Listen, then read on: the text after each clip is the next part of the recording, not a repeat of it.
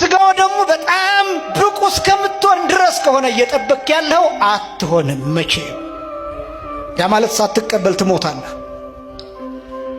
ይህ ከሆነ ዝግጅታችሁ በስጋው ደግሞ ልክ ለመሆን ከሆነ ዝግጅታችሁ አትሆኑ።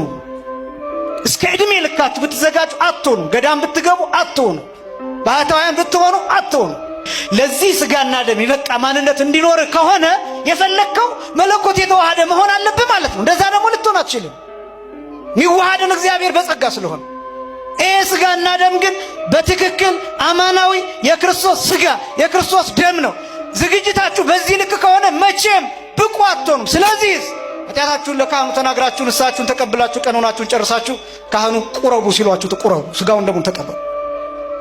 በህሊናችሁ በሚመላለስ ሐሳብ ምክንያት፣ በልባችሁ በሚወጣ በሚወርድ ሐሳብ ምክንያት፣ በአንዳንድ ጥቃቅን ነገሮች በሚባሉ በእነዚያ ምክንያት ስጋውን ደሙን አልቀበልም ብላችሁ አትራቁ።